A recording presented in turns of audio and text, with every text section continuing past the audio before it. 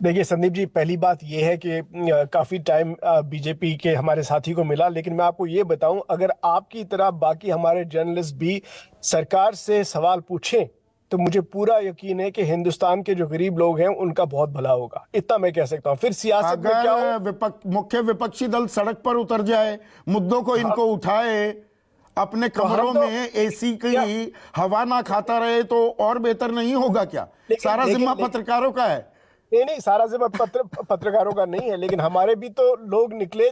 4,000 kilometre की यात्रा पर भी तो हम निकले, लोगों के लिए ही तो हम निकले। और हाँ। अभी जो बात हो रही है वो भी लोगों की ही है। तो आपने राहुल जी के बारे में जो कहा कि उन्होंने एक ऑर्गेनाइजेशन का जो है उसको पकड़ के उन्होंने मानिए बीजेपी पे हमला किया। मैं आपको एक बात बताता हूं, ये 2016 से 2021 की रिपोर्ट को छोड़ दीजिए। सीएमआई जो है, जो monitoring of the Indian economy, उनका 2014 से 2019 का एक रिपोर्ट था। बेसिकली उसमें उन्होंने कहा कि जो बॉटम 10% लोग हैं उनकी जो इनकम है वो डिक्लाइन हुई बाय 41%।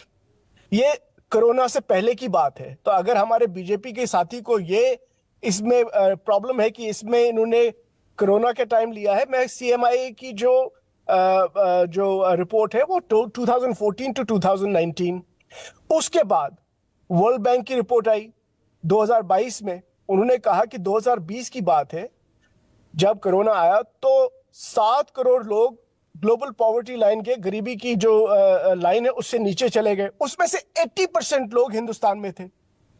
अब हिंदुस्तान की आबादी जो है वो दुनिया के मुकाबले में 80%, तो दुनिया की आबादी हिंदुस्तान में नहीं रहती है। तो हम ऐसे लेकिन ही दुनिया की सुनिए, सबसे बड़ी दुनिया की 5वीं सबसे बड़ी अर्थव्यवस्था बन गए। विकास प्लीज दर मेरी सबसे बात, ज्यादा है हमारी। मेरी बात पूरी पूरी मुझे भी 2 मिनट का मौका दीजिए, मैं प्लीज आपको प्लीज। थोड़ा बता हाँ। दूं। उसके बाद आजिम प्रेमजी यूनिवर्सिटी ने 2021 में रिपोर्ट निकाली कि मिनिमम वेज जो एक अनुपसतपति कमेटी होती है थी 2019 में, उन्होंने 375 रुपए दिन का मिनिमम वेज का बना के दिया था। अकॉर्डिंग टू दैट 23 करोड़ लोग जो है वो इस मिनिमम वेज की लाइन से नीचे गिर गए। 23 करोड़ माकूल बात नहीं है। मुझे बताइए संदीप जी, ये कौन सा मुल्क है जहां पे कोरोना के टाइम में, किस मुल्क के बारे में आपने सुना कि लाशें दरिया से जा रही? किस मुल्क में आपने सुना? मैंने तो सिर्फ कहीं हिंदुस्तान को, मैंने कहीं और का नहीं सुना। मुझे ये बताइए कि जब हम 80 करोड़ लोगों को मुफ्त राशन देते हैं, यानी कि उन लोगों की मुश्किलात इतनी बढ़ गई कि उनको आपको मुफ्त में राशन देना पड़ा, अब आप उस पे ऐसे कहते हैं हम भाई विश्व गुरु बन गए उस पे? ये कैसी बात है? आप आप ना मेरे जॉब मूल क्रिएशन, सवाल का जवाब नहीं दे रहे, नहीं जो आप, विश्वास भी जिसे रेज कर रहे थे। हम दुनिया की 5वीं सबसे बड़ी हाँ, मैं उसका अर्थव्यवस्था है। जवाब देता हूं, उसका हाँ। जवाब देता हूं, सबसे उसका तेज जवाब देता विकास दर हूं, उसका हमारी चल जवाब रही देता है। हूं, उसका ब्राइट जवाब स्पॉट देता हमें दुनिया कह रही है। तो ऐसे हूं। ही ये दिल बहलाने के हाँ, लिए गालिब ख्याल अच्छा है। सुनिए सुनिए सुनिए, ये जो 5वें नंबर की जो इकोनॉमी, इंडिया बहुत बड़ा मुल्क है, पॉपुलेशन इतनी ज्यादा है। अगर आप पर कैपिटा इनकम के हिसाब से चलें तो इंडिया का आप अमेरिका से थोड़ी मुकाबला करेंगे। इंडिया का आप मुकाबला फिर करेंगे नाइजीरिया के साथ, क्योंकि 2000 या 2100 की तो आपकी पर कैपिटा इनकम है। तो उस तरह से बताइए ना फिर। ये जो 5वें नंबर की बात है वो तो ऑब्वियस है, पॉपुलेशन बढ़ेगी। पॉपुलेशन जब इतनी ज्यादा है, नंबर 1 अब पहुंचने वाले हैं हम, या पहुंच भी गए हैं, तो ऑब्वियसली बड़ी इकोनॉमी होगी। इनका मतलब है उससे भी छोटी होनी चाहिए क्या? जो ग्रोथ रेट ये कहते हैं सबसे ज्यादा हिंदुस्तान, बड़ी इकोनॉमीज में कोरोना के टाइम में सबसे ज्यादा जो इकोनॉमी गिरी वो इंडिया की थी। तो जब इकोनॉमी नीचे जाती है उसी तरह से वो ऊपर आती भी है। लेकिन जो निर्मला सीतारमण ने कहा था, जो सारे इनके लोग कहते हैं, चीफ इकोनॉमिक एडवाइजर वगैरह, ये जी वी शेप रिकवरी है, ये नीचे गई वापस पूरी ऊपर आ गई। तो आपने जो के शेप की बात की, उसका मतलब ये हुआ, जो हो भी रहा है, जो हर कोई इकोनॉमिस्ट जानता है, ये क्या क्या झूठ बोलते रहते हैं ये लोग, जो जो हर कोई इकोनॉमिस्ट जानता है कि हिंदुस्तान में अमीर लोगों की रिकवरी बहुत ज्यादा अच्छी हुई, बड़ी बड़ी कंपनीज की रिकवरी बहुत, जो फॉर्मल सेक्टर में उनकी बहुत अच्छी रिकवरी हुई। जो गरीब हैं और जो अनऑर्गेनाइज सेक्टर है वो बिल्कुल नीचे चला गया। डीमोनेटाइजेशन से लेके अब तक हालात जो खराब है हिंदुस्तान में, अगर आपको कुछ ट्रेस करना हो, आप डीमोनेटाइजेशन से एक लकीर खींच सकते हैं। आप हिंदुस्तान का 2016 तक चले गए, पर जब बेरोजगारी की भी बात होती है, क्या केंद्र सरकार ही सारे रोजगार सृजित करेगी? मुद्रा लोन का नहीं, जिक्र केंद्र किया है। सरकार एक मिनट सुनिए ना सलमान भाई, हाँ, जो विश्वास पाठक कह रहे थे, जी ये केंद्र सरकार ही सारे रोजगार सृजित करेगी। मैं बेरोजगारी के आंकड़ों पर भी नजर डालूं, 8% के करीब चल रही है। 26.25% बेरोजगारी दर राजस्थान में है, वहां तो आपकी सरकार है। बिल्कुल। दूसरे नंबर पर बेरोजगारी की दर कहीं है तो वो राजस्थान में है, हरियाणा के बाद।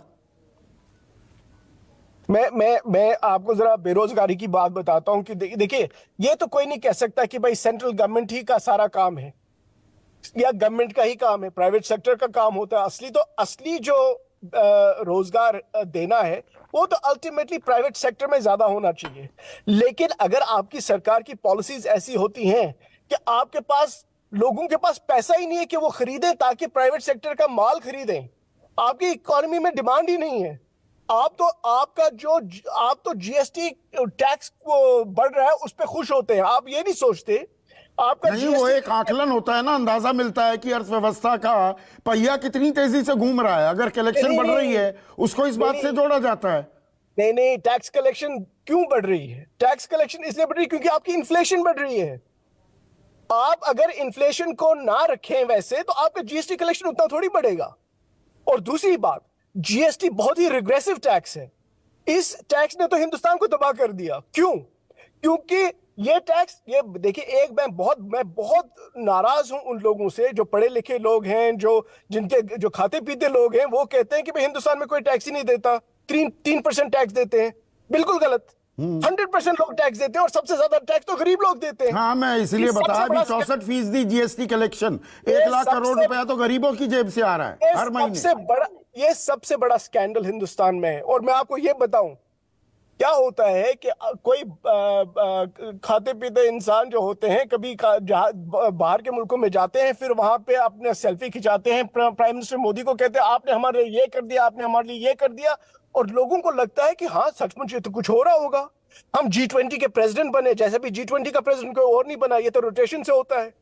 आप जो बोले वाले लोग हैं उनको आप गलत चीजें नहीं, बोले वाले लोगों को मुफ्त में अनाज मिल रहा है, 81 करोड़ 35 लाख को घर मिल रहे हैं, नल में जल आ रहा है, टॉयलेट बन रहे हैं, उन बातों को भी नहीं नकारा जा सकता। ये एंटाइटल्ड क्लास की बात नहीं है सिर्फ।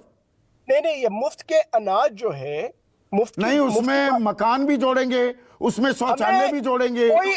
कोई ऐसी हिंदुस्तानी फैमिली नहीं होगी जो कहेगी हमें मुफ्त में दे दो। उनको नौकरी चाहिए।